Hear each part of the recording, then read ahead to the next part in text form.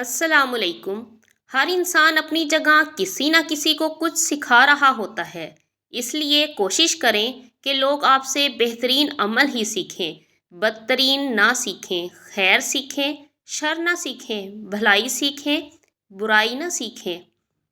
ہر وہ شخص کہ جس کا نفس اسے گناہ کی طرف ابارے اور وہ اسے ناپسند کرے اور اپنے نفس کو اس سے بچا لے اور اللہ کی رضا کے لیے اس گناہ کو چھوڑ دے اور اللہ سے ڈرے، تو اللہ نیکی اور تقوی میں اس کے نفس کو بڑھا دیتا ہے اور اس کی اصلاح فرماتا ہے۔ حضرت علی رضی اللہ تعالیٰ عنہ نے فرمایا، اگر تم اس وقت مسکرا سکتے ہو جب تم پوری طرح ٹوٹ چکے ہو تو یقین جانو دنیا میں تمہیں کوئی نہیں توڑ سکتا۔ اچھے لوگوں کا تمہاری زندگی میں آنا تمہاری قسمت ہوتی ہے اور انہیں سنبھال کر رکھنا تمہارا ہنر۔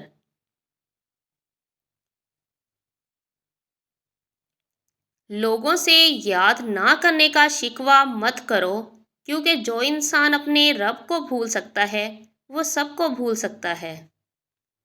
دوست کے ساتھ اس نمک کی طرح رہو جو کھانے میں دکھائی نہیں دیتا لیکن اگر نہ ہو تو اس کی کمی محسوس ہوتی ہے۔ دوستی کا بھرم صرف وہ لوگ رکھ سکتے ہیں جن کے وجود میں سمندر جتنا دل ہو۔ جب طاقت زیادہ ہو جاتی ہے تو خواہش کم ہو جاتی ہے۔ اپنا سر اونچا رکھو کہ تم کس سے ڈرتے نہیں، لیکن اپنی نگاہیں نیچے رکھو تاکہ پتہ چلے تم ایک باعزت گھرانے سے تعلق رکھتے ہو۔ کسی بے قصور پر بہتان لگانا آسمانوں سے بھی زیادہ بھاری گناہ ہے۔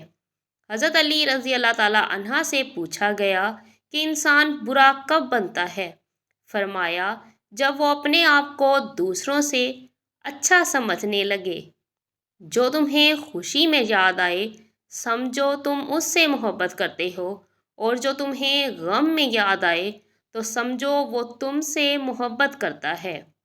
حضرت علی رضی اللہ تعالیٰ عنہ نے فرمایا، انسان زندگی میں مایوس ہو تو کامیابی بھی ناکامی نظر آتی ہے، اس لیے انسان کو کبھی بھی مایوس نہیں ہونا چاہیے۔